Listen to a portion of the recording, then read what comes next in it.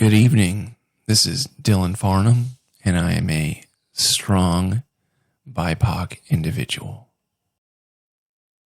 All right, so I wanted to go ahead and make a video on this. This is something I talked about before, where FedEx is teaming up with local law enforcement agencies to go ahead and share basically a license plate scanner and basically a traveling surveillance network with AI incorporated into it.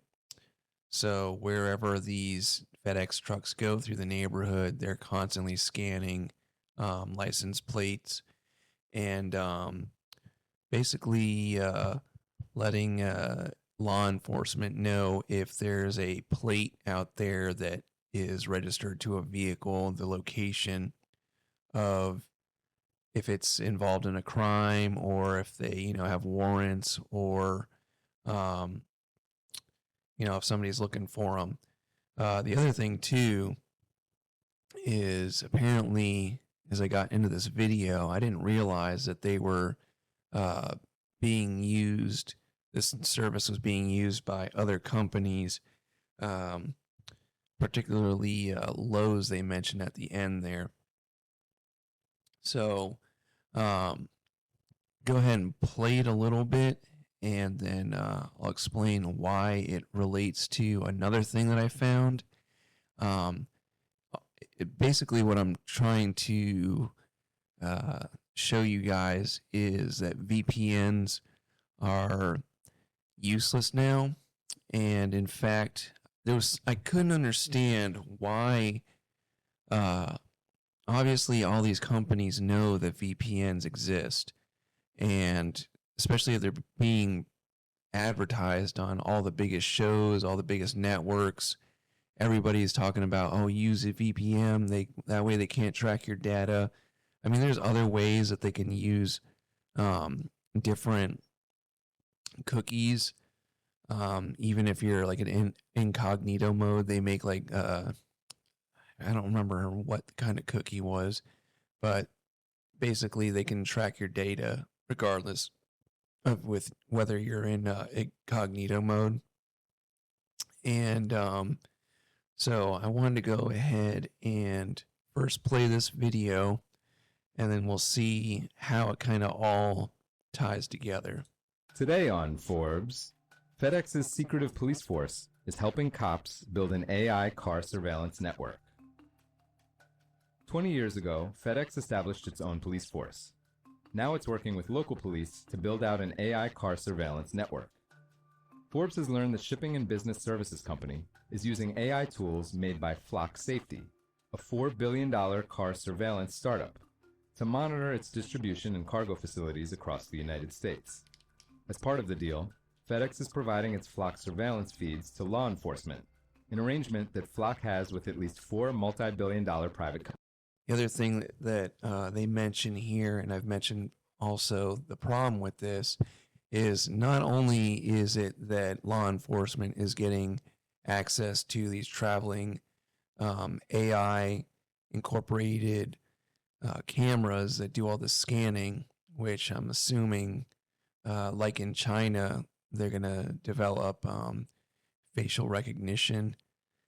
Sam Tripoli has a good joke about it not working in China because everyone looks the same. But there's a little bit more sinister part of this where, as the saying goes, stare into the void and the void looks back. Well, FedEx also, for whatever reason, has access to these databases in the law enforcement agency. So what's odd here is that this is Forbes talking about it. So it's, and this is 10 months old. So them, like a big publication like that, talking about something as critical as this is basically, when I see something like this, it's to soften the blow. and I don't trust these major uh, news outlets. Um, there's always something. There's always something nefarious going on with it. They uh, they choose to let this kind of stuff because you don't see anyone else talking about it. So obviously, I'm a little bit more what some would call paranoid. I feel more of like a noticer.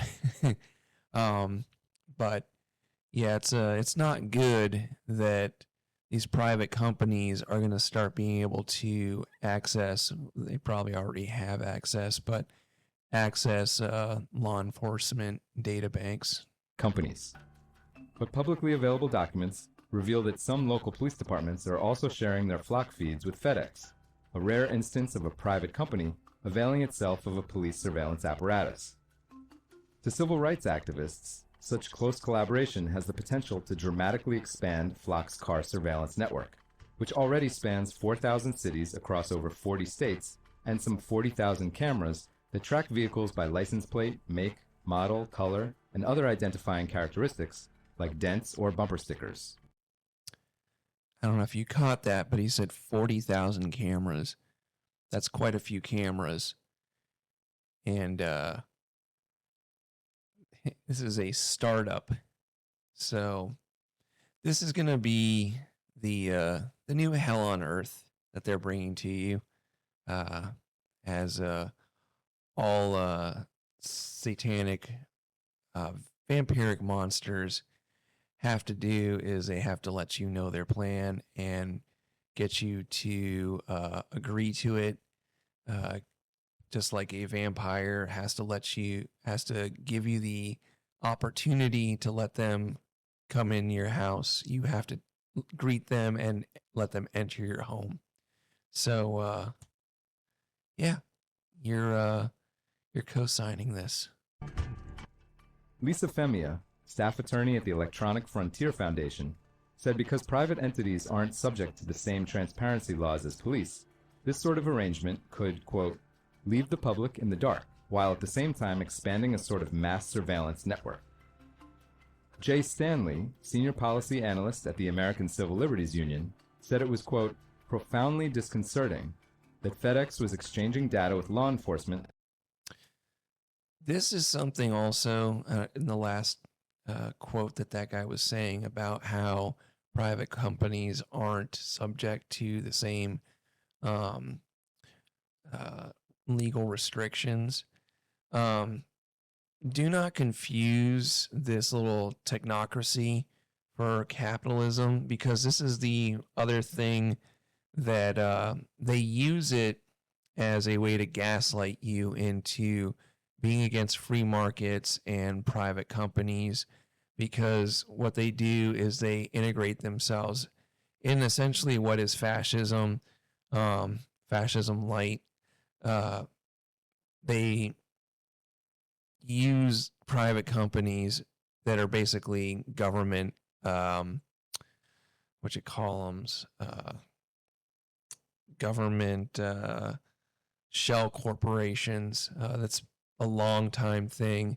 That's what this USAID thing was. Is they help maybe at a 0.3% out of the whole budget, and the rest of it's going to shell companies.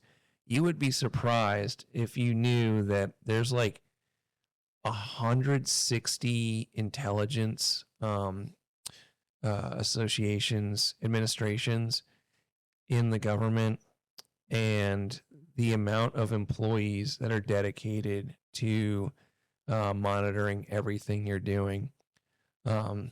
If you ever wonder, why I'm so open about, my personal beliefs or my degeneracy, it's because it's very hard to blackmail me and have anything to use against me when I'll just tell you, yeah, I'm a sexual deviant, and these are my beliefs. I am extremely right wing, and there's not really much stuff that I hold secret.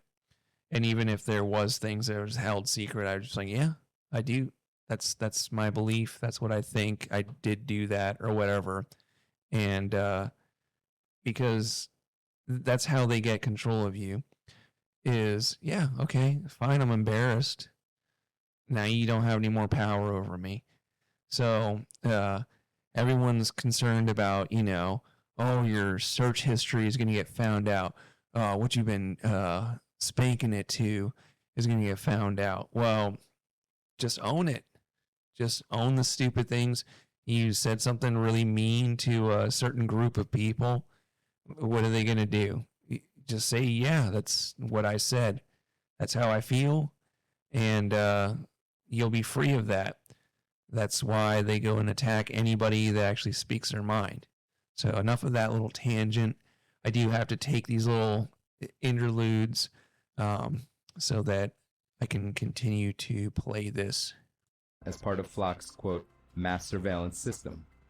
He added, quote, it raises questions about why a private company would have privileged access to data that is normally only available to law enforcement. FedEx declined to answer questions about the nature of its partnership with Flock. Spokesperson Felicia Jackson told Forbes, quote, we take the safety of our team members very seriously. As such, we do not publicly discuss our security procedures. It's unclear just how widely law enforcement is sharing Flock data with FedEx. According to publicly available lists of data sharing partners, 2 police departments have granted the FedEx Air Carrier Police Department access to their Flock cameras: Shelby County Sheriff's Office in Tennessee and Pittsboro Police Department in Indiana. Shelby County Sheriff's Office. Going back to what he said, that's just the ones that disclosed it. So I would bet you that there's a lot more companies, because they're not just using law enforcement agencies, but there's companies that they list, and they're basically making like that scene in Batman where you're monitoring everyone for them. Your cell phone is a tracking device. Just because you have little funny cat videos on there and you occasionally watch a dirty movie, don't think that there is not there's a reason that a lot of this stuff is free. Let's just put it that way. Office Public Information Officer John Morris confirmed the collaboration. He told Forbes via email, quote, we share reads from our Flock license plate readers with FedEx in the same manner we share the data with other law enforcement agencies, locally, regionally, and nationally. Pittsboro Police Chief Scott King didn't comment on why FedEx had access to its Flock feeds, but said the data flow didn't go the other way. He said, quote, we have never requested any access to a private system, only those listed under law enforcement. FedEx is also sharing its Flock camera feeds with other police departments, including the Greenwood Police Department in Indiana. This according to Matthew Fillenwarth, Assistant Chief at the agency. The Shelby County Sheriff's Office confirmed its department had access to FedEx's Flock feeds too.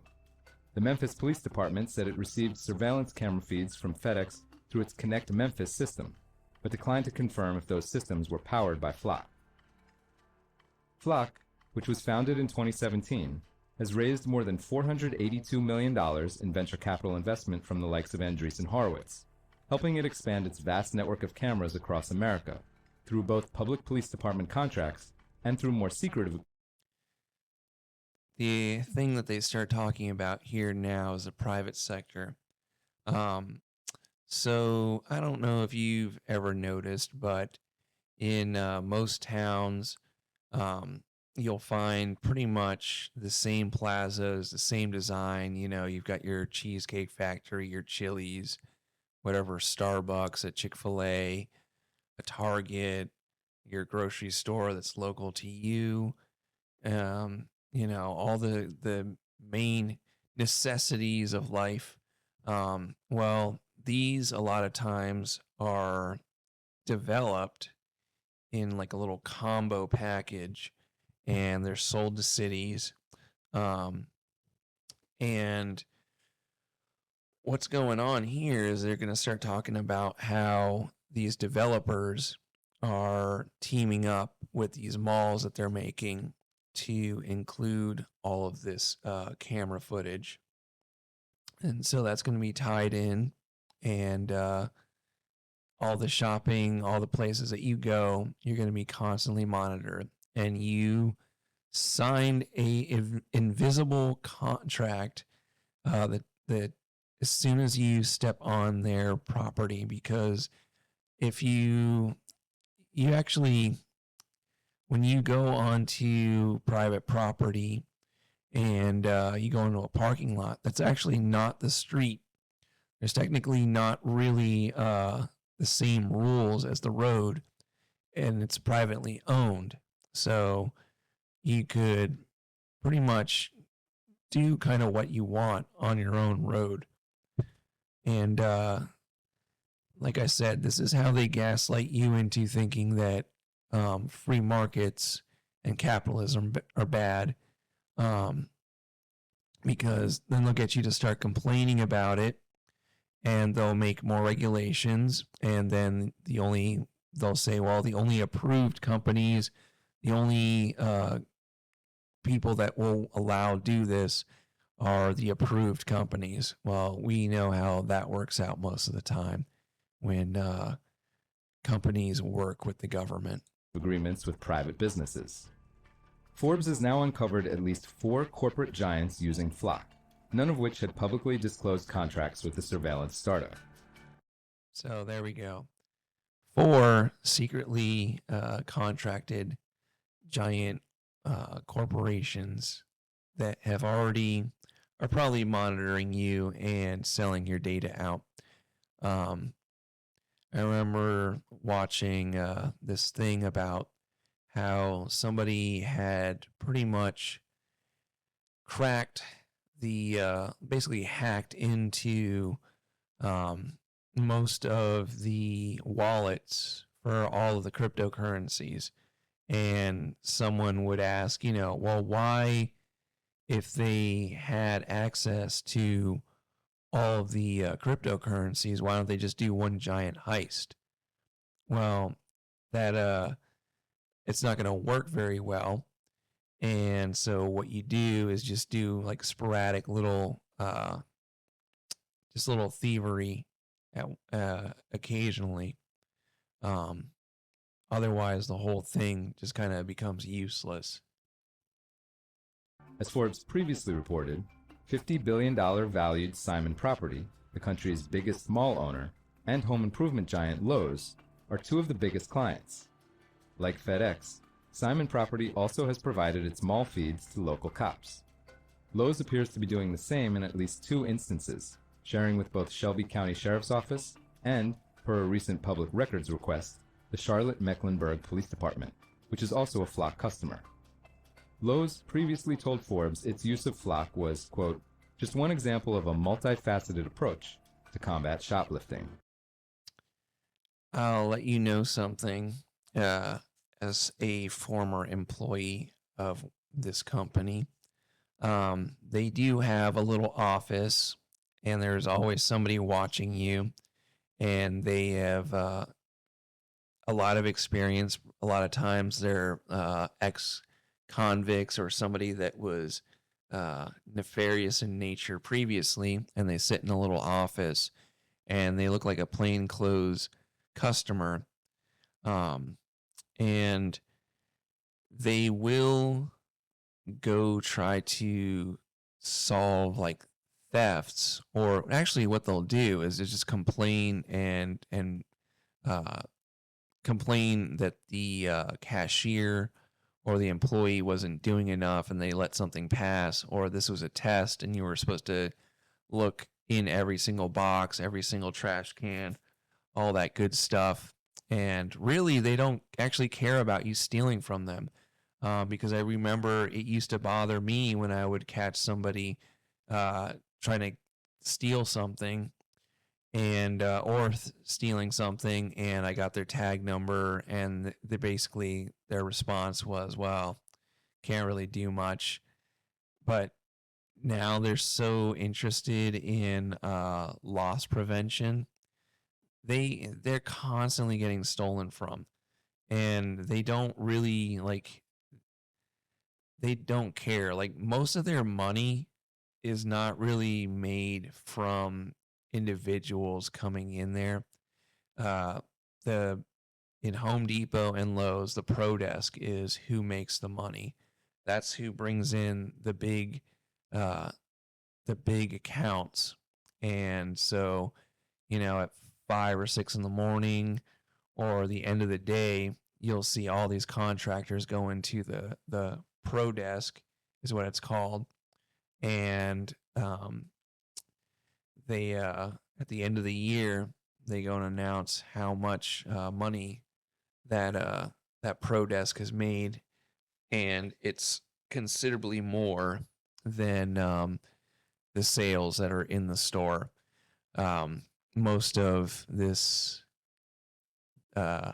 loss prevention stuff is um, basically like negligible. And the same thing goes with Walmart.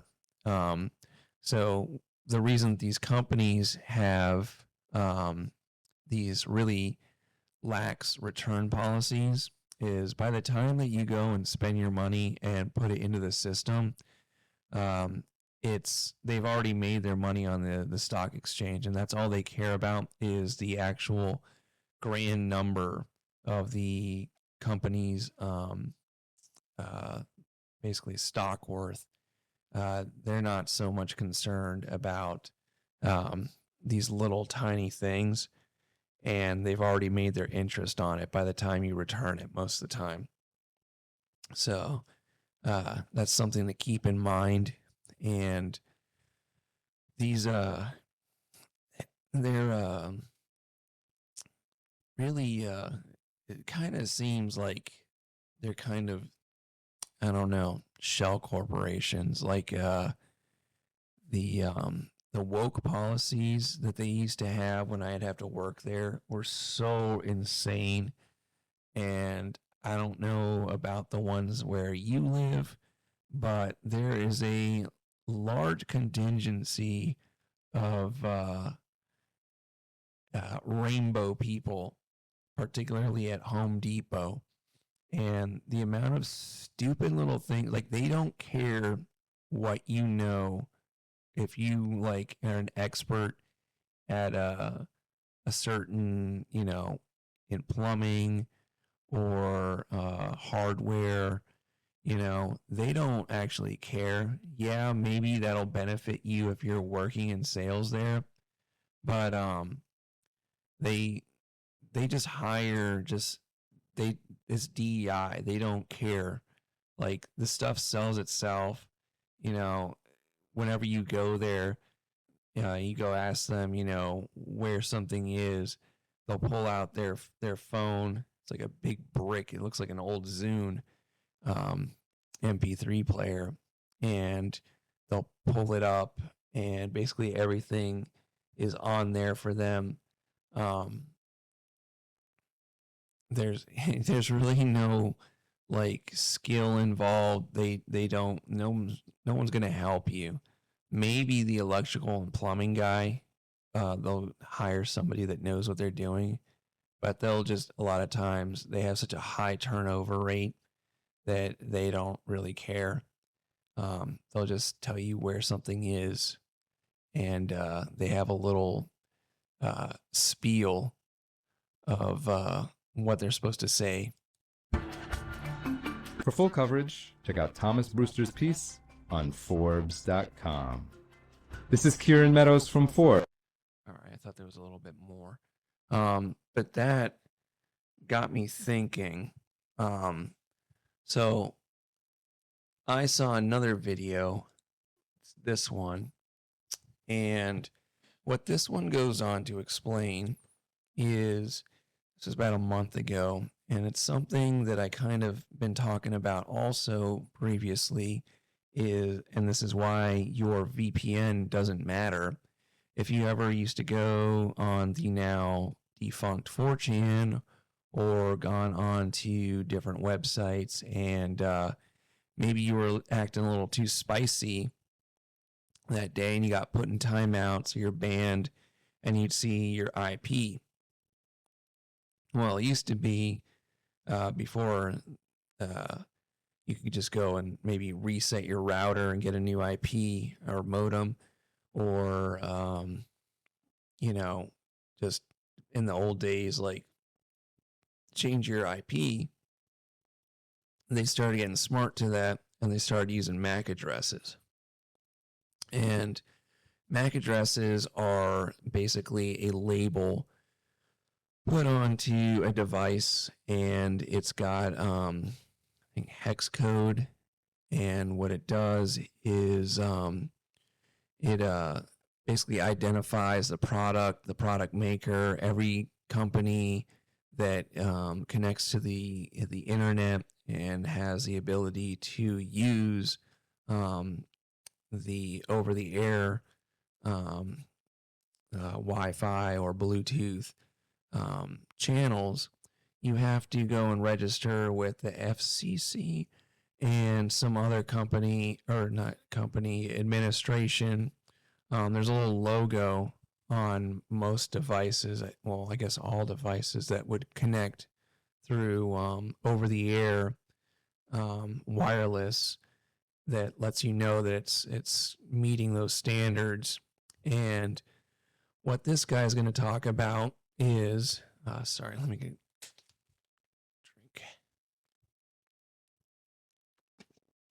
drink. What this guy is going to talk about is how Apple, particularly in this video, is creating a map, and a map of all Wi-Fi devices, all modems and routers that flip, that aren't even connected to the device that saw it. And I mean, it goes all the way out into wherever, spoiler alert, wherever in this case, an Apple phone goes, your modem and router has been mapped and will continue to be mapped. And not only that, it will go into a data bank, and also along with all the other devices around it that are pinging. So let's see if I can explain that. And the thing that, so I used to, and it's very easy to go and figure out a device over the air. This is something I used to have to do when I would go and I worked in integrating systems into very wealthy people's and businesses networks. I'd have to go and figure out a way to, anything that the customer asked, I'd have to figure out how to make sure that I can get that onto a tablet for you, and make it possible that you're able to control everything from your phone or whatever tablet, make a graphic user interface and make it automated, so that your home network, whatever kind of server that you have going on in your giant mansion or commercial business, all syncs together. So what I would do is I would go, and if I was trying to find a device and there was no name given to the device, it would have a MAC address. And what MAC addresses do, like I said, is they tell you what kind of device, what company it's from, and the model essentially. And then in this video, he goes on to explain how you can basically track, and I was able to do it myself. You can go ahead and find ways to track every single router accessed. And there's a little special protocol for China, because I guess because of the way that they have their internet censored, they have their devices set up in a certain way that is uses a different MAC system, but it does transfer over. So A high level Wi-Fi positioning system is just a system that somebody runs to allow mobile devices to.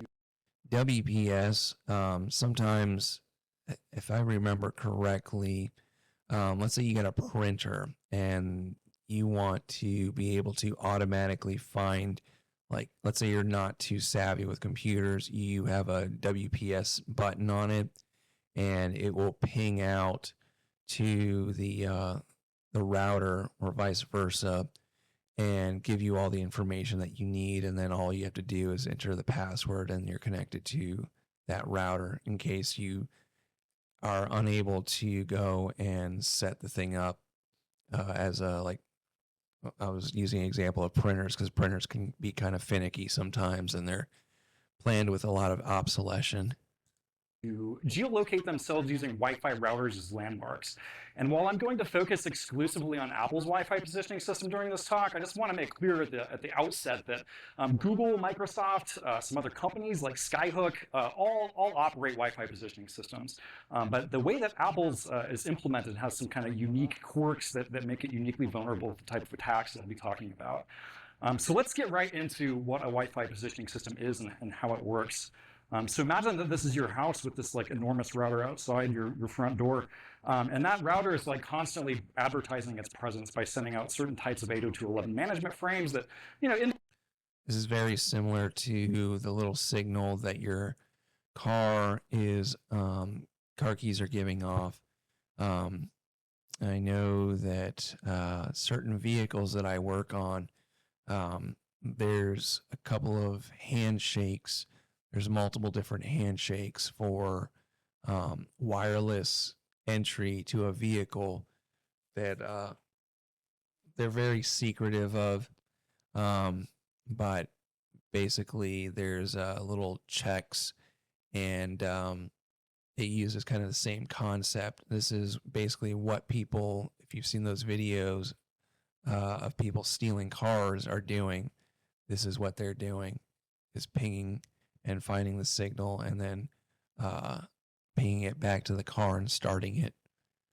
Indicate what the network name is so that it shows up in your Wi-Fi settings. But importantly, those broadcasts are also containing a unique identifier for that access point. In fact, for that interface, an interface on that access point called a basic service set identifier, or BSSID for short.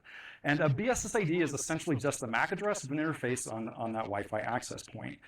And from time to time, if we're talking exclusively about Apple here, so from time to time, if someone with an iPhone happens to be nearby your Wi-Fi access point and they happen to have access to high-quality geolocation information because they're using a map application, or maybe because the operating system just happened to pull the GPS daemon, from time to time they'll take note of that Wi-Fi BSSID, that access point's BSSID, their own location, and they'll ship that off to Apple. Essentially what Apple is doing here, or any of the other Wi-Fi positioning system operators, what they're doing here is they're creating this worldwide database where all the BSSIDs are on planet Earth, as we'll see later here. And the reason that they're doing that is because later some other devices in their ecosystem might want to geolocate themselves, but might not want to use GPS. Now, there's several reasons this might happen. A, GPS requires higher power than just scanning the 802.11 spectrum. Some devices don't have GPS, like my MacBook, for instance, doesn't have a GPS interface. And maybe you're inside, maybe you're in an urban canyon. There's lots of reasons why you might not be able to use GPS, but still need to know where you are. And so the way devices use the WPS to do that is they simply sample the 802.11 channels, and they take note of the BSSIDs that they overhear, and they ship those off to, in this case, Apple. And what Apple does, if it knows about that BSSID that we've asked it about, it will respond with that BSSID's geolocation. But the way that Apple's works, the unique kind of quirk in Apple's implementation of a Wi-Fi positioning system, is that in addition to the BSSID that you requested in its location, it also returns up to 400 additional BSSIDs that are nearby that BSSID that you asked about that are unrequested, and their geolocations as well. 400 other items. So they're making a database, so every time somebody walks past your house, you could live out in the middle of nowhere, and as you've probably seen when you get stuff delivered by Amazon, what's going on? That person is always got some what are those, earbuds in their ears, and they're listening to music, or they're driving through, they're listening to something. And what kind of device do most normies have? Apple. And I don't believe these people when they say, one, they don't hand over private information to the government. They have an entire, like, do you really think that the people that go and, like, they own the patents? Like, not the companies. I'm talking about they have to file the patent for all of the information, all the little things that they have so they can control their IP. Well, who owns these patents really? Because you're registering them. So you think that the government doesn't know how everything works? Aside from Pegasus, they have all the information. And I'll let him keep going, and then I'll continue with my point. Ships those back to you. Your phone then does some fancy math to figure out where it's at, trilateration, using received signal strengths from those BSSIDs that Apple's told you about, and voila, the phone knows where it is now. It's objectively like a pretty cool system, right? You can use nearby Wi-Fi access points to figure out where you are without having to use GPS. Pretty neat. So just to recap how Apple's Wi-Fi positioning system works in particular, when you request a BSSID's geolocation from it, it returns that BSSID's geolocation if it knows where it is, and up to 400 additional unrequested BSSIDs that happen to be nearby, just to give you a lot of landmarks to use to figure out where you're at. I just want to make clear here that this tracks the location of all access points. So you might be like, well, I'm not an Apple owner, I don't care, my Wi-Fi access point isn't in this system. And indeed, it almost certainly is. The other thing, and he's going to get to this soon, is not only does it keep it in a database of all your access points that have been pinged by this dim dam walking around with his speak and spell for adults, that also, that list, it constantly refreshes. So an item will stay in there for, I think they said 3 days. Well, that also means that when that item doesn't show back up and they ping it, and it doesn't show back up, then they know that it's moved. So that's just another thing. Is, right? Just living next to somebody that owns an iPhone, having a UPS man that has an iPhone, having somebody who walks their dog outside of your house that has an iPhone will almost certainly make your Wi-Fi access point end up in this system. Prior to our paper, which my advisor and I published at IEEE Security and Privacy earlier this year, there was no publicly known way to opt out of this. All of this is exposed via an unauthenticated, publicly accessible API with no rate limit. So, there's a pretty low power attacker here, right? It's basically anybody on the internet that can send an HTTPS request. And as we'll find out shortly, this permits, as you can imagine, a variety of attacks by a very low power attacker. Could you imagine, as I started to talk about in my schizo thing, about how they are trying to go and get everything wireless, and we've got Elon Musk's what is not the Neuralink, they'll talk about it on here because it was oddly it was spooky to me that I had just gotten done talking about this, where they can start making a map with these satellites, and if you've ever seen there's like a little GIF of the satellites, how like they've gradually increased, and that there's now one constantly over your head, like it used to be, like the little belt loop around, Saturn, and then it got another ring, and it starts looking like an atom kind of diagram where the electrons going, and then you've got like a really high on the list of the periodic table, where you've got electrons all over it, in that central atom. Well, that's what the Earth is looking now like, and it's not so good that we're going to be having basically everything on Wi-Fi. And could you imagine, if not even the government wanted to go and do something nefarious to everybody and lock them out. What happens when somebody gets a hold of this and DDoSes the entire planet by doing a massive just denial of service attack, just pinging every single person on the planet because they got a list? And the thing is that list is, as I said, it took me 5 minutes to get access to that.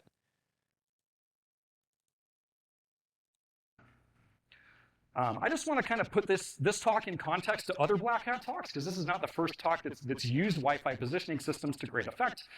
In fact, over a decade ago, there was a Black Hat Arsenal talk called iSniff GPS, which essentially just used like Kismet to pump BSSIDs into Apple's WPS to map identifiers that were nearby.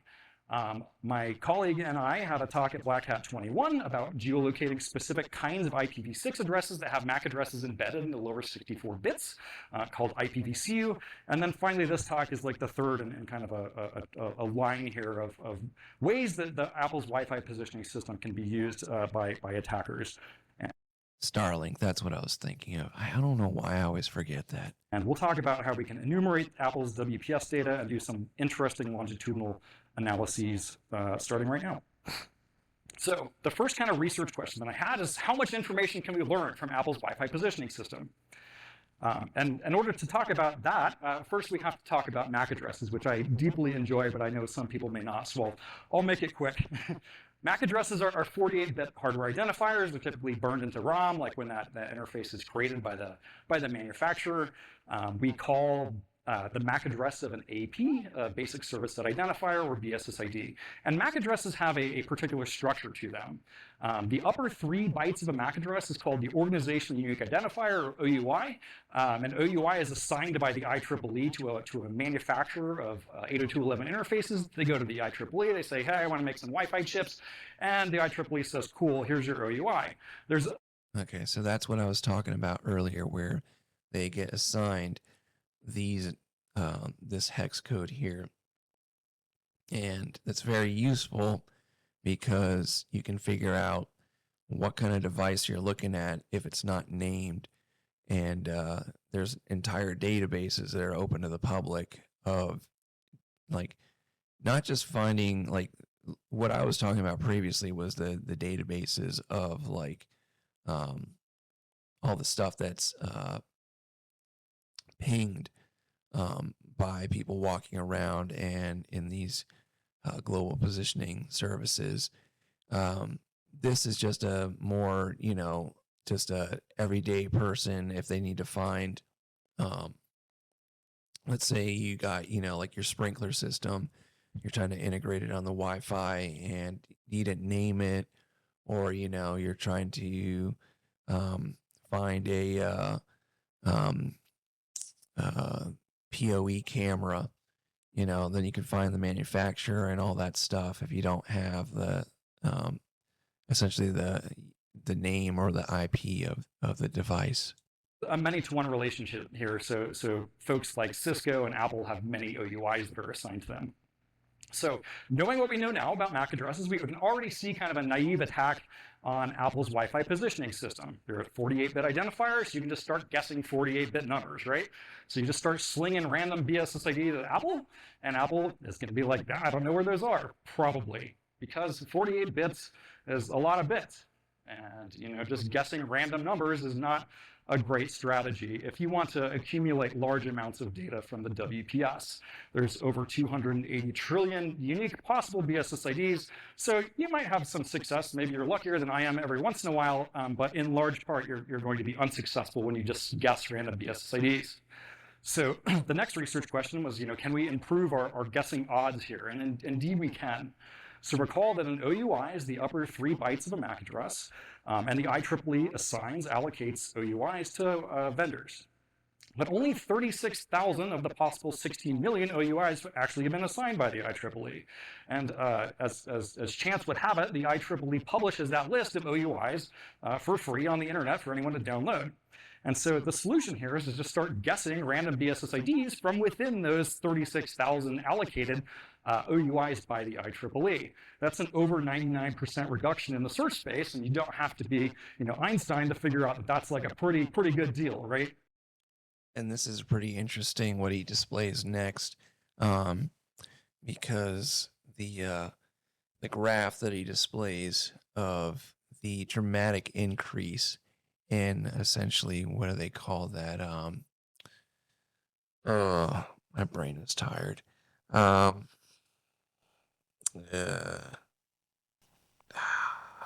Fuck.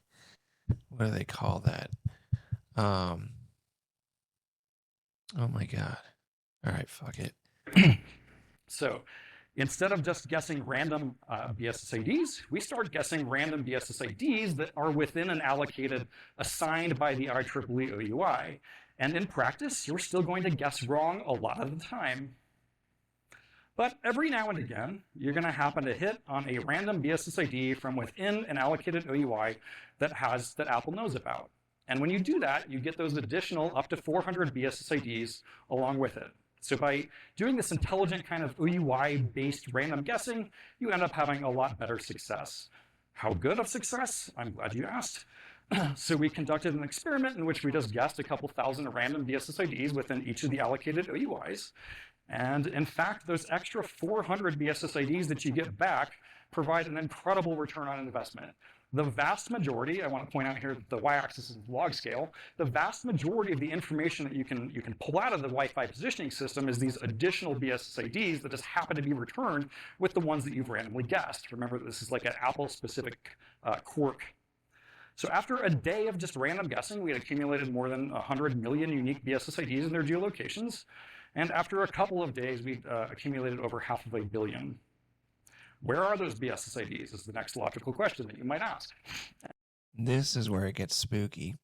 And something that he'll point out, as you can see, we've got a little country right here called Ukraine.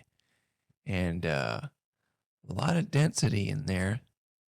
And when they start talking about, I mean, you can see all the little places, all these little, I mean, I think there was even, stuff in Antarctica that he was showing.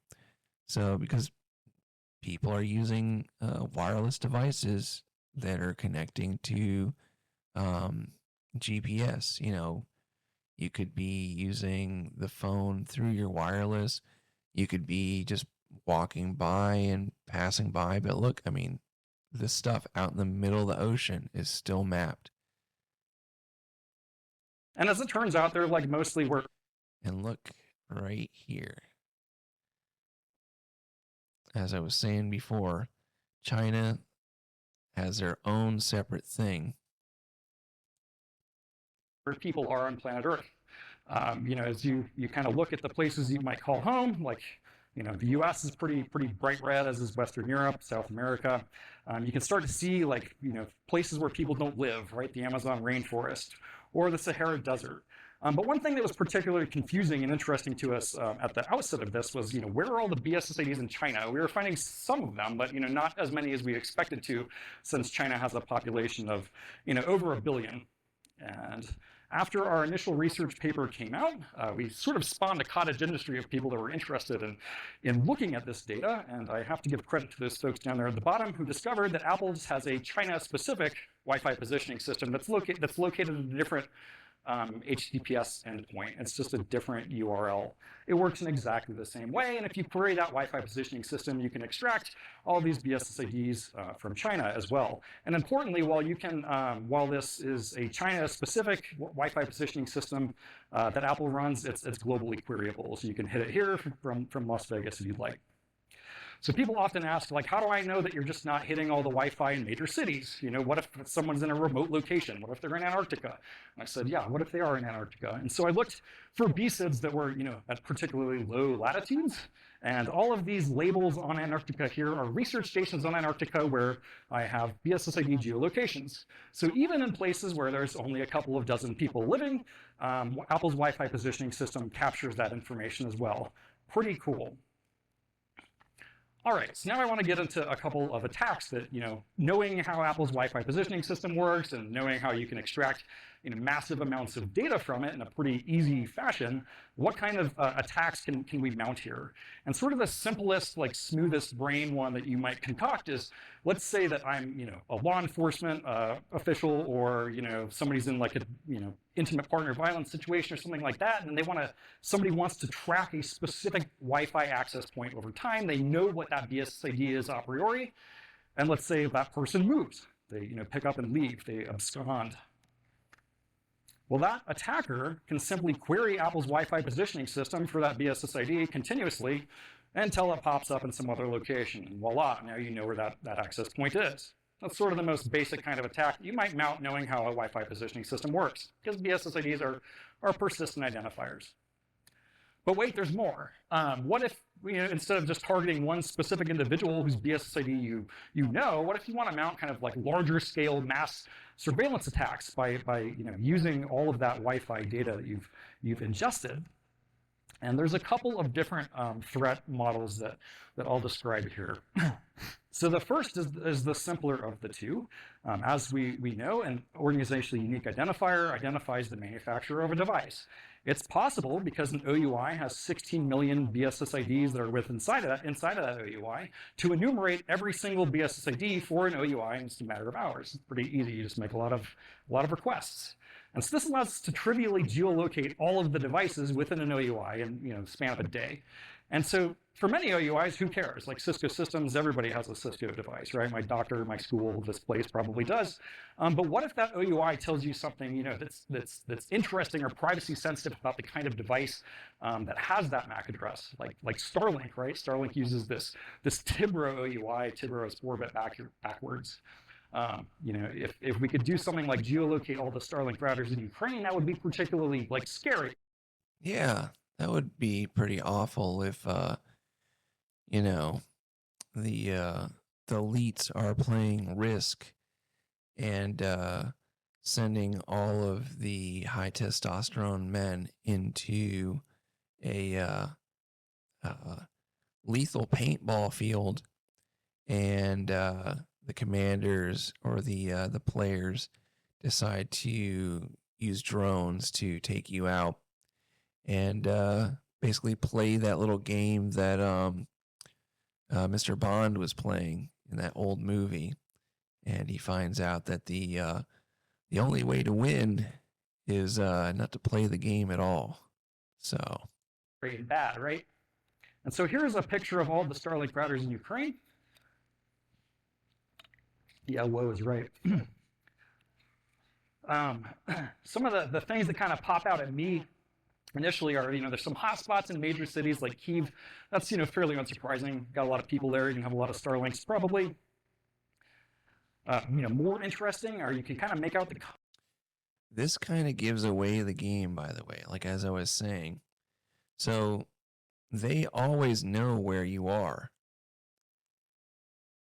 Just think about that with a war like this. They're not they could find anybody. They know exactly where all the people are all the time. So why hasn't the war ended? Couldn't have Putin just sent missiles to every single place?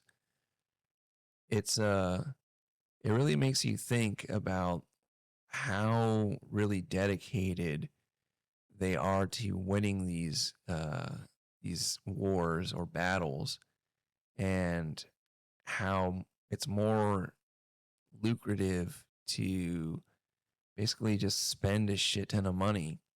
And if you listen to Tucker Carlson's one of his most recent interviews with this woman who worked in the basically the finance sector in government and head of one of these administrations, and they're trying to basically they have all these there's all this money out there that's not accounted for. And I always thought about this that was weird is like, okay, they print out all this money, and then it goes out places. But what if there's just there's other money that's made that's you're not at the factory watching the numbers. You don't even know, like they burn money in front of you. It used to be like some kind of tourist thing that they used to do where they'd burn the old ones or whatever. You know, they're not really concerned about winning these wars. It's about spending money and having it continuously going so that they keep selling these products. And it doesn't really matter to them, as displayed by what our military supposedly is so devastating and strong, and they can find a grandma that was at the Capitol, but they can't find the guy that planted those little pipe devices, or how Vietnam was a complete catastrophe, but we did it again in Afghanistan, in Iraq. We did it in Korea, World War II, World War I. All of these wars, nothing really changed afterwards. We still talked to Germany. We took in all the German scientists. We hid them. We gave them immunity. Japanese, they committed some bad war crimes. China was doing horrific things. And then we took ourselves, in the same year, Nixon took us off the gold standard and opened up trade relations and gave all of our production to China. And they're supposedly our biggest enemy, but we buy everything from them. There's another thing, it's all wrestling. There's another thing that I just learned about. There's a pipeline from Iran to Israel that was kept secret. And this whole time, up until relations soured, I think, in specifically in 93 in Iran with Israel, they were still selling oil to Israel 2 years later through this Haifa pipeline. You can find more about that on Scott Horton's podcast. There's a guy on there that wrote a book, Israel, the winner of the Iraq War, and basically all of our wars. But this whole thing, it just kind of displays that they know where the people are at. They could easily send bombs and missiles to them. Really think that Putin couldn't have just won this war? He's been basically just kind of toying with it. This little stuff, this should give you little insights, just little creepy insights onto how the world works.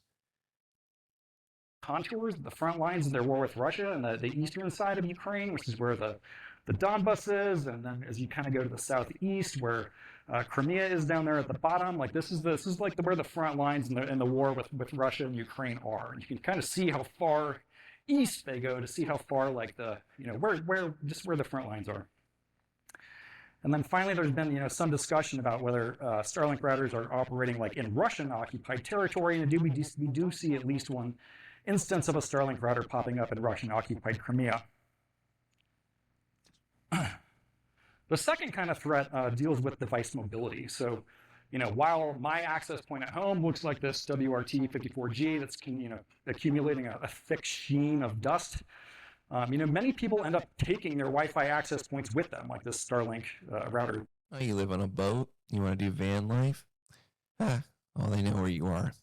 there, or there's like a whole slew of travel routers that people try to sell that are designed for you to take with you on vacation or in your RV or on your boat or whatever it may be.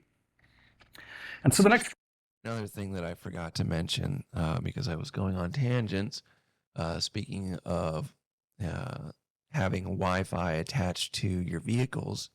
So if you remember, we had a little program during the Obama administration called Cash for Clunkers.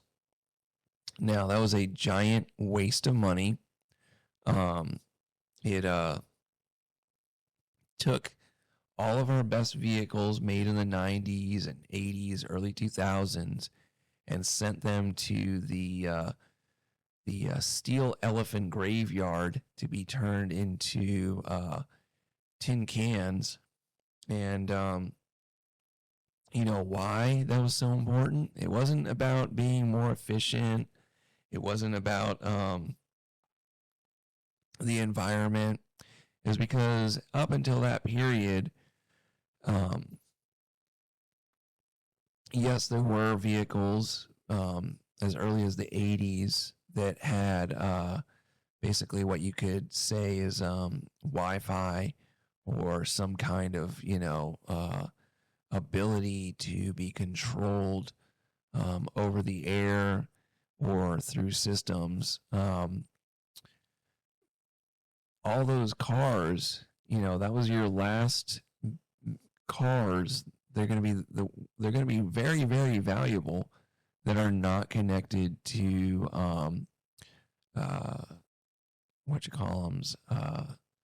over the air monitoring or breaking into it,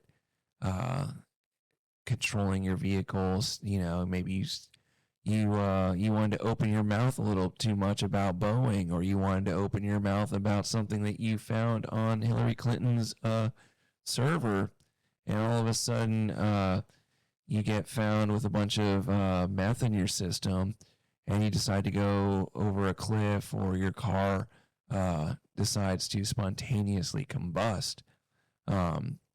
Even in my F-Type, I used to be able to start it by my phone, but the other thing too, I don't pay the subscription for it, but there's a device in there that if it stops being able to communicate with the satellites and the phone towers, may lose the ability to operate the vehicle. And that's kind of annoying, even more mildly annoying is being trapped in your vehicle.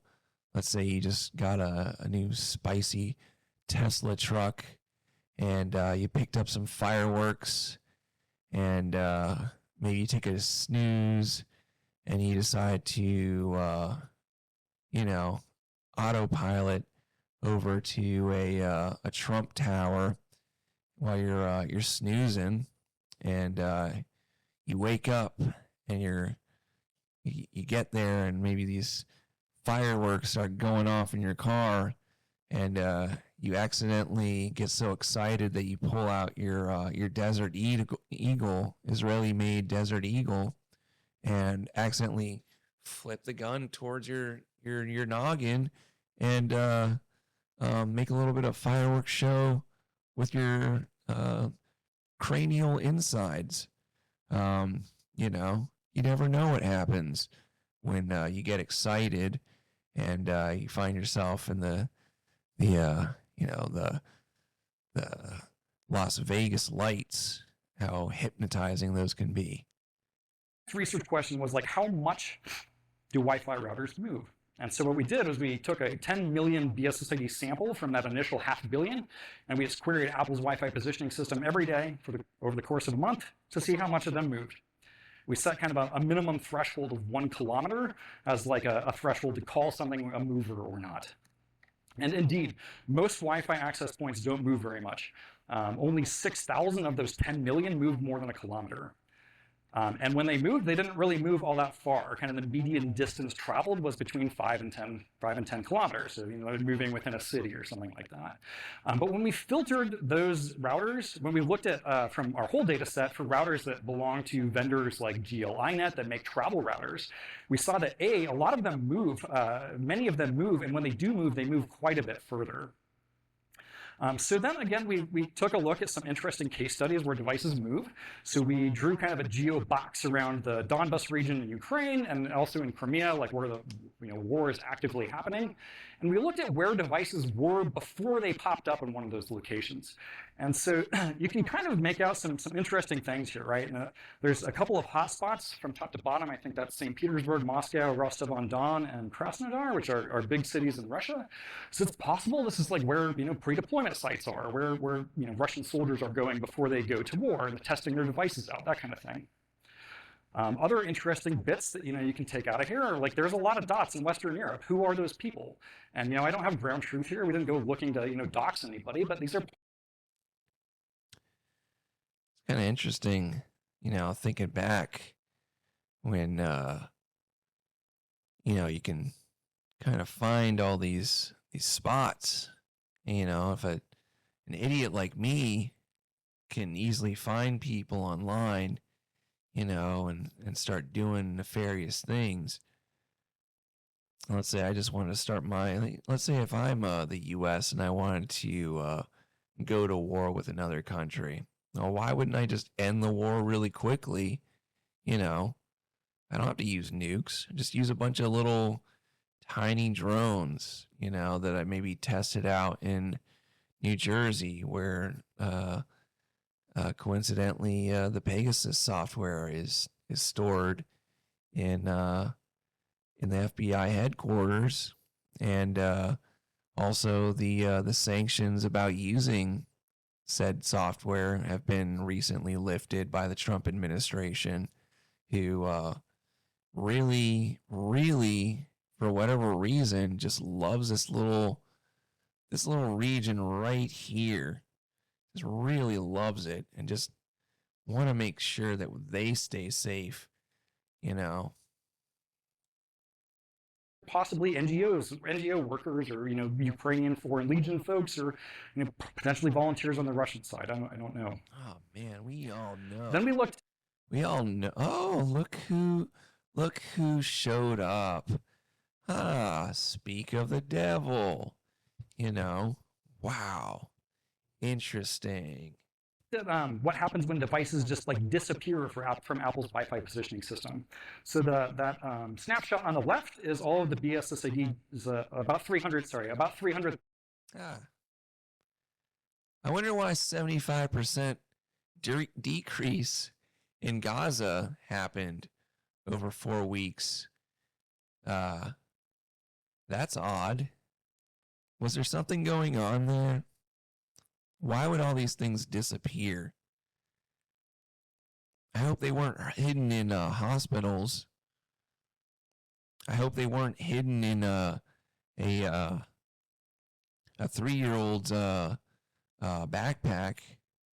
I hope they weren't hidden in a beeper or a cell phone that somebody sold you through one of these shell corporations, that some kind of government agency sold you and pretended to be on your side.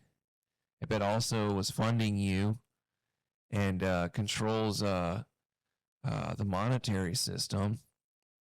I wonder why there was a 75% decrease. I wonder what happened there. 1,000 BSSIDs in the Gaza Strip about a week after the October 7th Hamas attacks. And then the snapshot in the middle is the BSSIDs, the same BSSIDs about a month later. And we saw about a 75% decrease in the number of BSSIDs that were in Apple's Wi-Fi positioning system of that original set. So what that means is that lots of these routers are just no longer geolocatable. This in between these two snapshots, Israel cut power to Gaza, and they also commenced their ground war. And so likely what you're seeing, their ground war, here is a lot of routers that went offline because they don't have power or were just destroyed. I don't think it's because they didn't have power. So this seems pretty bad to me, and so obviously we wanted to tell Apple and folks to try to fix this and make this right. And so this is kind of our disclosure timeline. We disclosed to Apple in December of last year, and the other question that we had is like, who do you even disclose this to? And this affects like every router on Earth, right? Who do you tell? Hey, government. Hey, government. Hey, did you know that all these devices that are mapped out all over the planet, that you legislate all the all the patents to? Did you know that all these specific individualized items that get their own numbers that it just did you know about this? Did you did you know that they could track you? Did you know that someone that wasn't associated with the government could in a privatized shell corporation that is on the black books, did you know that they could possibly track every single person and maybe cut them off from the rest of society? Did you have somebody that was speaking truth to power, speaking my personal truth to the rest of the world and maybe getting a little bit too yappy? Did you know that that could be used against somebody? Because everybody's on the internet. Everybody uses these fucking speak and spells for adults. That's what Apple is. You're a dummy if you use that product. It's just like it's just like my freaking soundboard over here with all my colorized lights. Oh. May I please have the water? Yeah, I'll be using that soundboard a little bit. Woo! And so we told GLINet and SpaceX, because these are two router manufacturers that feature prominently in both our paper and obviously this talk as well. So Apple reached back out to us in March and informed us that they had added some text to their location services privacy page that informs users. You can opt out. Yeah. Of how they can opt out of having their BSSIDs be in Apple's Wi-Fi positioning system. And you do that by simply adding an underscore no map to the end of your network name, your SSID, and this will cause Apple to remove you. Government agencies hate him using this one trick. No longer have your BSSIDs in its system. We suggested some other potential remediations, like limit the number of queries that you get from a particular IP address, require authentication, or limit the amount of additional information that you give back when someone sends a BSSID that the Wi-Fi positioning system knows about. This extra 400, maybe limit that to 5 or 10. But as of today, Apple has not implemented any of those remediations for probably a variety of factors, but I direct you to them for additional comment on that. You're welcome to go ask them. Let me give you a hint of what their answer is going to be. Fuck off. Fuck right off. Let me see if I got one for that. You can go.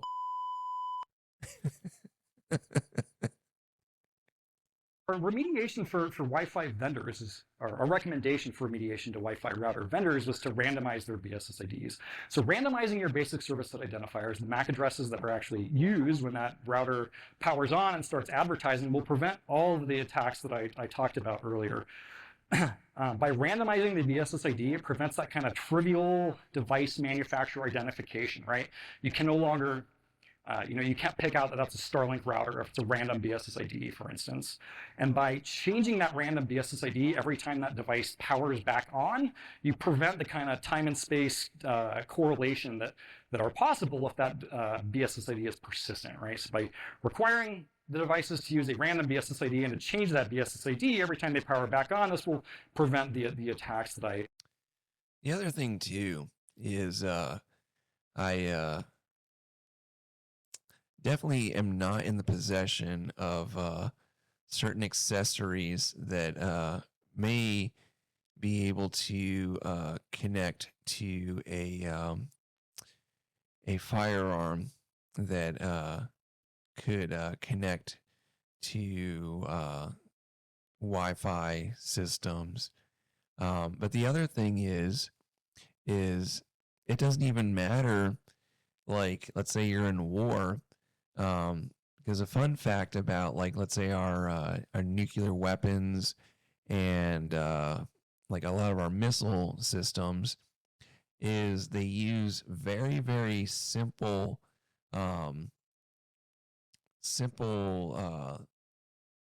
operating systems that I would assume are going to be pretty stationary and not being updated. So a lot of that stuff, if they were to try and implement this, there's still no hiding it. And you've got a missile battery that was located in one place, and then it shows up in another place. You got Starlink constantly beaming down. And the other thing too, let me actually, while I'm here, that I outlined in this talk. interrupt it. Where is this guy? Actually, I'll let him talk, and then I'll look it up as he's talking. And thankfully, and to their great credit, when I reached out to the folks at the SpaceX product security team, they informed me that they actually started doing that in the middle of our study. However, they were focused on specific types of devices, like the main Starlink router, and they were focused on specific regions of the world. I'll leave it to the imagination where they were, implementing this initially. But when I reached out to them and I showed them, our analysis and the number of SpaceX or Starlink devices that we could geolocate, they said, yeah. So this right here, this right here is a little device this guy built, and we'll go back to the other video. But this is a basically can detect Wi-Fi. So even if you're camouflaged from your heat signals, let's say you are traveling with a communication device, you have this going on. So right here is a good demo of him. This is something this guy created on his own that looks like this, and it can map out on his computer here different Wi-Fi and show you. Path delays are indicated by color, with a varying reflected path lengths creating this rainbow pattern. Shorter ground reflection paths appear in purple or blue, while the late arriving reflection from the building in the background is shown in red.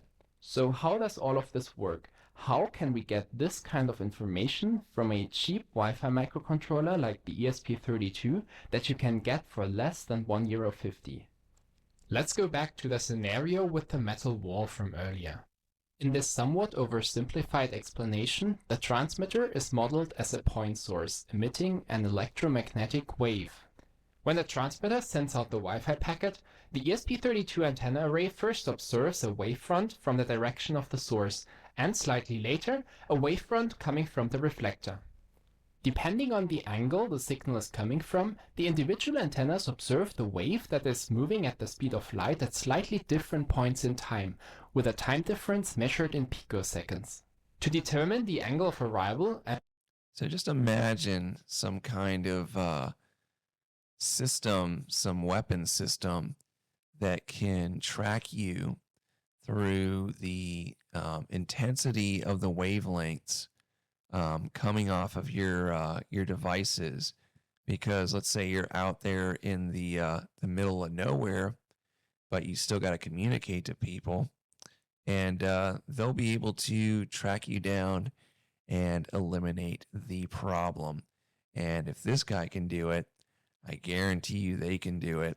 And if they've got 1,000,000 satellites hovering all over the place, it doesn't even matter what you're connected to. Even if you're not if you're on your private network that's not connected to anything else, and you've never even been pinged by Apple's service, well, fortunately they can still find you. And to produce an image from the received Wi-Fi signal, we need to synchronize the receiver chains inside the ESP32s precisely. In other words, we need to achieve something called phase coherence.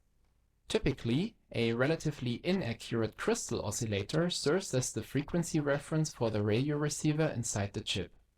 To synchronize multiple ESP32s, we need to provide the same 40 MHz frequency reference to all receivers. This ensures that the local oscillator signals across chips are now frequency synchronous. For phase coherence, we also need to make sure that the local oscillator signals are synchronized in phase. Providing the same frequency reference to all ESP32s is insufficient for that. To understand why, we need to take a closer look at the internal structure of the chip. Here we find something called the PLL that derives the local oscillator signal from. And this, let's see, let me minimize this just so you can see what the URL is. Don't do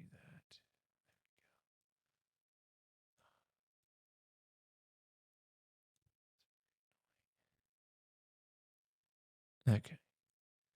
That's the title of that video.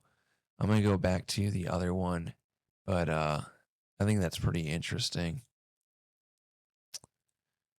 Yep, let's just do this everywhere for all the products. It's, all the main routers and all the Wi-Fi extenders, all of their products randomize their BSSIDs. And as you can kind of see there on the far right, there's no longer any of those Starlink OUI devices that you can find in Apple's Wi-Fi positioning system anymore. So this is like a good effort by their product security team that I think will help the users of Starlink devices. GLINet, which makes these small form factors, that Mango router is like that small, which makes these kind of travel routers. They initially told us that they didn't have any plans to randomize the BSSIDs. We got a little bit of press after our initial academic paper came out, and I think that helped them change their mind. And I'm happy to say that as of a couple of weeks ago, GLINet is now in their latest software version randomizing their BSSIDs as well. So that concludes my talk. Just to kind of put a bow on things, I'll just summarize. We discovered a large-scale privacy vulnerability in how Apple's Wi-Fi positioning system works. Right? It's an unauthenticated, globally accessible HTTPS endpoint that simply accepts queries of BSSIDs, and if you send it a known BSSID, it will return a whole bunch of additional information. Having that additional information will allow you, to expand that corpus of Wi-Fi geolocation data in a very quick way. Like I said earlier, we were able to build up a corpus of about 500 million BSSIDs in under a week, and their geolocations in under a week. And if you continue to geolocate those same devices, you'll be able to do things like track those devices longitudinally as they move around. If you want to try this out yourself, there is some sample code on my GitHub that simply accepts a BSSID as a command line parameter, and will show you the geolocation of that BSSID as well as the additional information that's returned. So that concludes my talk. I'm happy to take some questions as we have time, and yeah, thanks.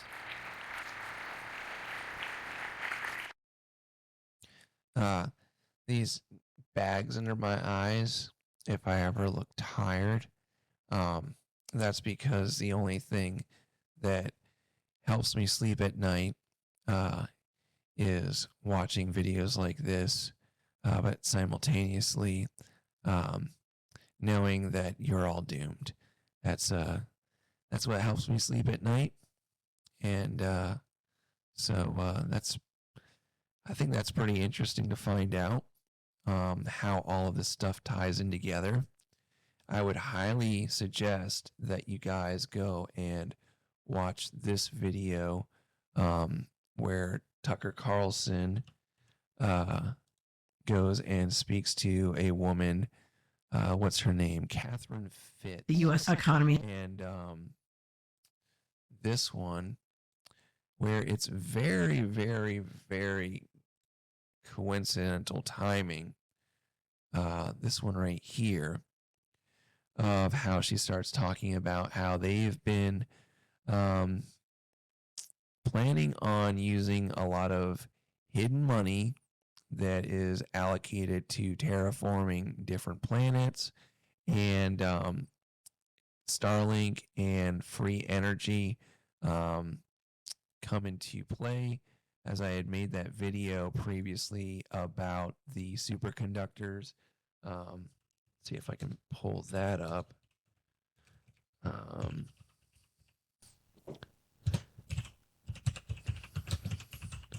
See where you're at. Sorry. Is that the one that I watched? Must be the one I watched. Okay, so this one here. Today, And yeah, this ought to really get you really spooked, by the way. Remember I said, they're planning on using these superconductors that are high temperature superconductors. Here's the abstract. Oh boy, are you guys in for a treat when you start watching these things. Just go back to watching your sports ball. Go back to whatever it is that keeps you away from these rabbit holes that I go down into. I hate knowing all these things. And I still go to work every day, so that means that you should. And just know that they are trying to eliminate you. A lot of you deserve it. Sometimes I find myself wondering, is Bill Gates really that bad? Because sometimes I'm on the road and I'm like, yeah, I could see why if I had unlimited money and power that I would see nothing as an inconvenience and eliminate you. And while I'm making a Stargate to a different part of the galaxy where we can have Epstein parties in a different nebula, because that's what it all turns out to be, is wearing a Hawaiian shirt in some nice breeze while people of questionable age are providing services to people that should not be indulging in those things under normal circumstances, but somehow these little worms are able to go into little places, these little cracks and crevices that you will never get to experience. And they make sure that once they're done in that little area, that they destroy it for you and you have no happiness. So that should help you sleep, knowing that ultimately you're doomed. Everything that you're working towards will be taken away, and they're getting better at doing it. They're monitoring everything you say, you do. They know how to sell you the next goy slop. They know exactly if you're pregnant and you don't know you're pregnant. They monitor all sorts of data, and every time that you interact with AI, it interacts back, and it's studying you, all of your patterns. All of this is going into some, if you think that the law code is complex and has all these redundancies, just imagine what something they're not even going to be able to control this pretty much. It's going to start getting out of hand, and we will be seeing the next Tower of Babel, and all of the people will unite, and then we'll climb to the top of it, and we'll stick our little hands straight up to the sky, and we'll try to touch fingers with God, and then we'll fall. And don't worry, only a few good people will survive, and hordes of evil, gnashing of teeth, monstrous, evil individuals will be left there to keep you entertained and struggling throughout your life. Let's go back to listening to what that guy had to say, by the way. Interviewing some people. We'll obtain questions from the audience. Oh, I was told to tell you that there's microphones. Because I've been to conventions like this, not hacking conventions per se, technology conventions, and it's mostly guys like this. Yeah, I mean, this is your typical crowd. There's a couple of fat men, and there's an old man, and then a lot of Chinese people that somehow don't speak English very well, but are all there completely understanding everything that's going on and found their way here. It's very interesting. Phones there, and there, and there too. Question for you. Awesome talk, by the way. Thanks. I love. There's always one of these characters at all these at all these conventions. There's always some guy that's just like fucking cowboy hat, but he's like a nerd. It's like when I work with people that have like the fucking redneck accent, and I mean, he's a fucking former crackhead and whatever drug abuser, but he's still working on Lamborghinis. This fucking fat retired Indiana Jones right here. Super rad. With the data that you're collecting, have you found any value in cross-pollinating with other sources like wiggle.net or anything like that? Yeah, that's a good question. So actually, I mentioned that this is the second work that I've had that uses Apple Wi-Fi positioning system data. I had originally tried to use Weigel because I knew of Weigel. Everyone knows of Weigel. They're a great resource, but Weigel has a fairly substantial rate limit, and the amount of information you can get out of Weigel is fairly low, which is why I turned to Apple's Wi-Fi positioning system. I have done some. I did some determining whether like the geolocations that I was getting for a BSSID were close to Weigel's, and indeed in like 99% of the cases they were pretty close. The thing with Weigel is like the war driver may have stumbled upon your BSSID 6 months ago or whatever, right? Whereas this updates like once a day typically. Yeah, we'll go there, sure. Hi, first of all, congratulations on the talk, and I also want to congratulate you on your efforts to disclose responsibly. Let me preface this by saying I'm a lawyer who's for 25 years has been teaching legal and regulatory aspects of cyber at Royal Holloway in London. Uh-oh. So my question to you is this. In your disclosure plan, did anyone ever consider disclosing what you found to Max Schrems in Europe so that he could use the information you've collected to persuade information commissioners around Europe that BSSIDs are personal data and that the actions taken by Apple and others should be regulated as such? I'm going to show my ignorance here. I love the word regulation. We need regulation. And, Europe is completely engulfed in privacy concerns for their citizens. Yeah. Fucking glowy. I don't know who or what that is, but Max Schrems is a who. He was a law student who sued Facebook more than once and I see. ended up voiding the Privacy Shield arrangements with Europe twice. I think that my response probably answers your question, and that no, I did not. But certainly interesting.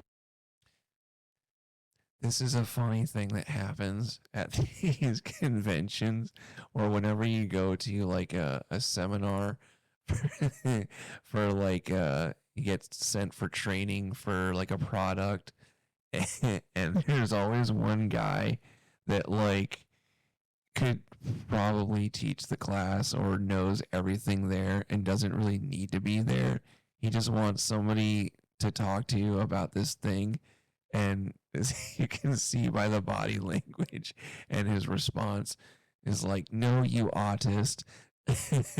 I'm sorry, I didn't know that. You can get with me and make me uncomfortable at the end of my talk when I'm off stage and bother me and tell me all these things that I'm just going to try to rush through until I can manage to escape to go back to my hotel bar and drink and then go back to the next conference. Interested to talk to you after in the wrap room or something if you'd like. I guess broadly speaking, just to follow up, Did you hear that? I can talk to you after if you like. Did I not call it?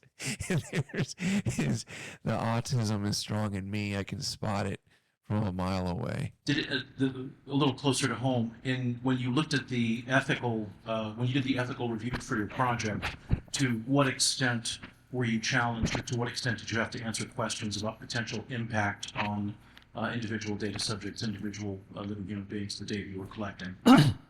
Right.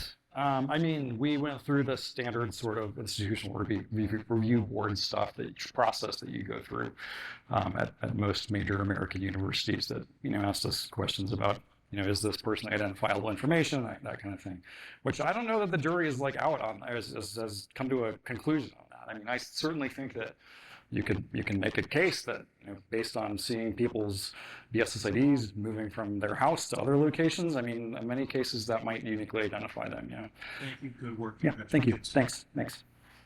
I don't know who's next. Someone should just start talking and I'll look that way.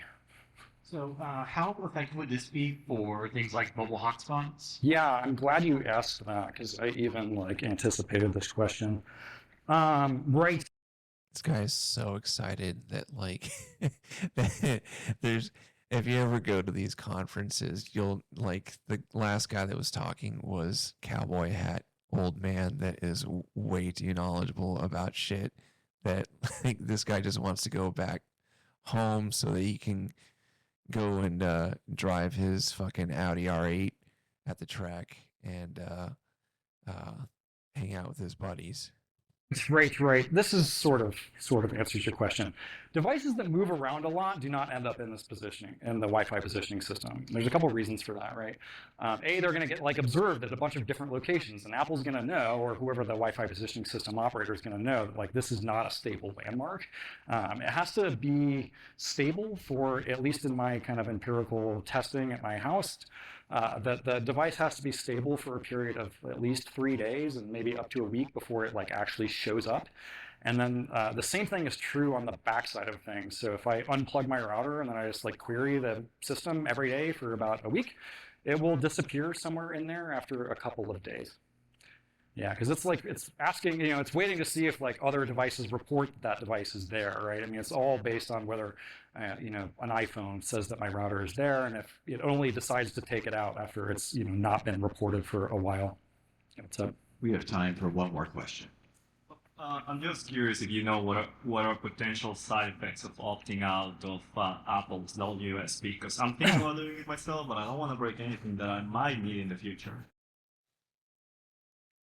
Did I not call out all of the characters that you will? I mean, it's like they all took a casting call. I told you there's a Chinese guy going to end up there. I didn't even get this far in the video, but there's always a Chinese guy there. Yeah, I don't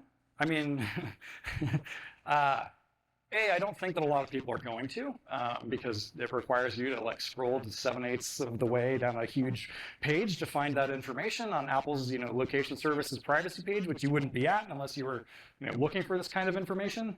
I guess the one thing that I would say is that So if you were maybe running a communist country, and you maybe have people that try to not be in the network.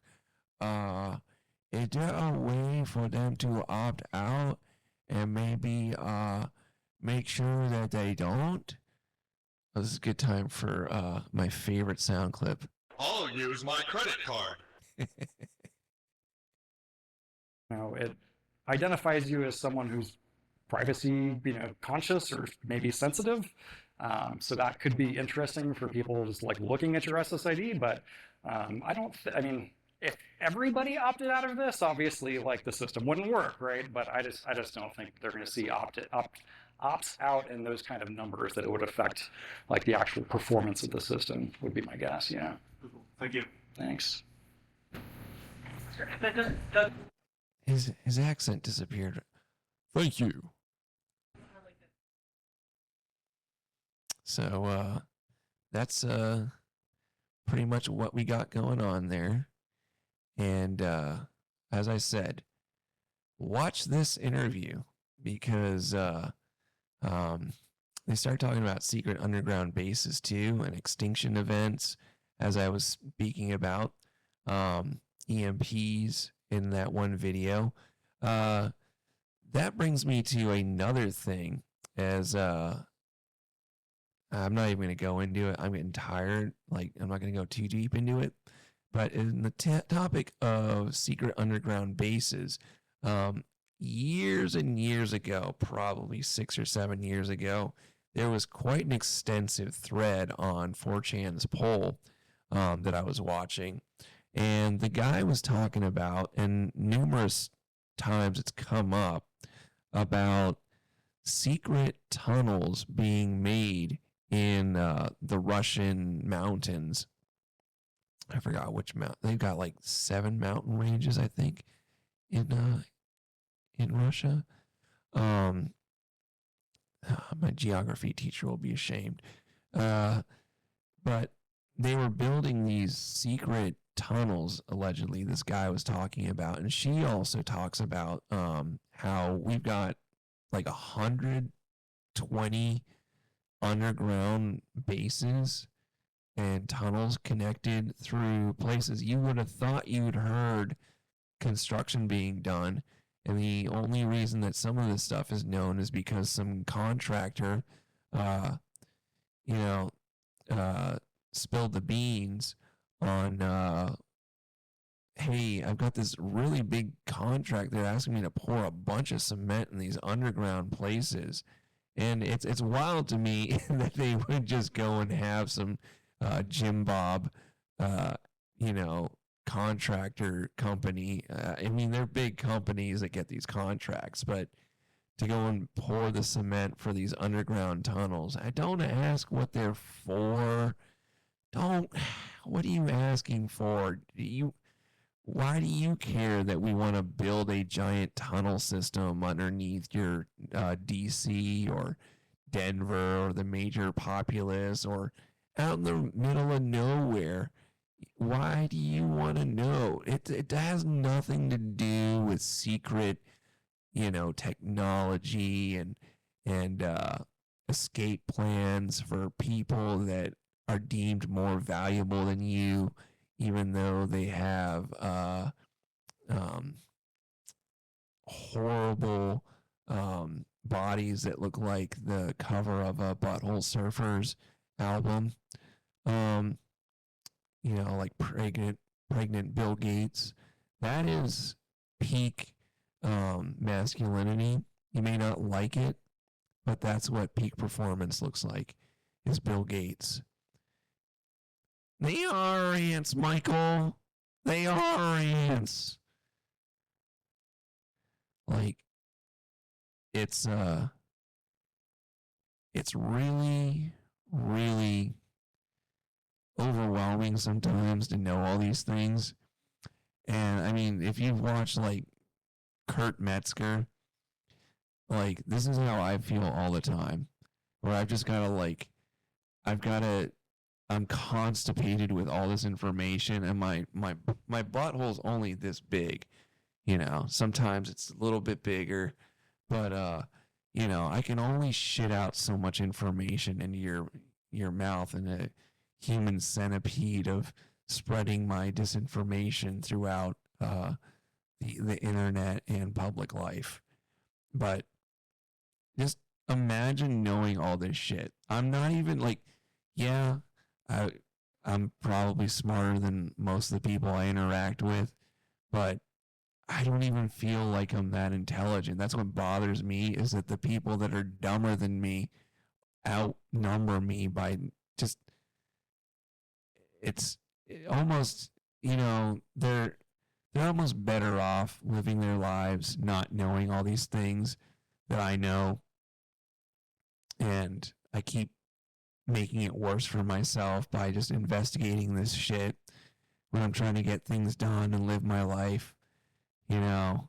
And my wife is there holding our children, and I mean she's interested in this stuff too. She finds it pretty cool, but just have to see these glowing little faces that she's holding, and just the innocence in all of their eyes. And I just go to sleep knowing that what they have planned for all of us and what I have to be prepared for. And you just all you gotta do is just go do the laundry and cook and take care of my kids, be responsible for their education. And I'll just I'll sit outside at 4 in the morning while some guy is casing my house for a week because he saw my car, and I have to sit out there with a rifle and my thermal scope and watch on my cameras that see every single angle, but also someone's probably watching them also, and I can see everything that's going on, and I have to go and find some time to sleep. Yeah, that's what it's like. So,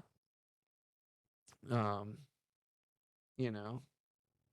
You're the guy from the hamburger train, right?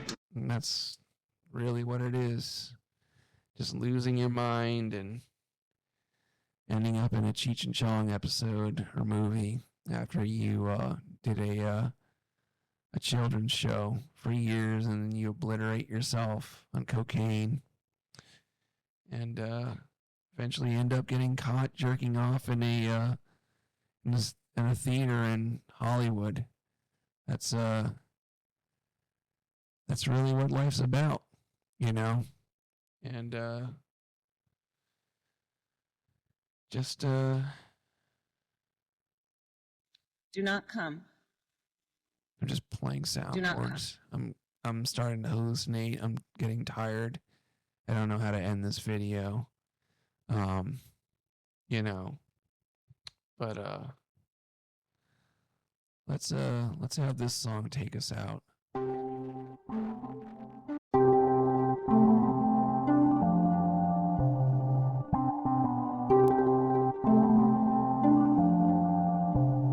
I'm done having sex.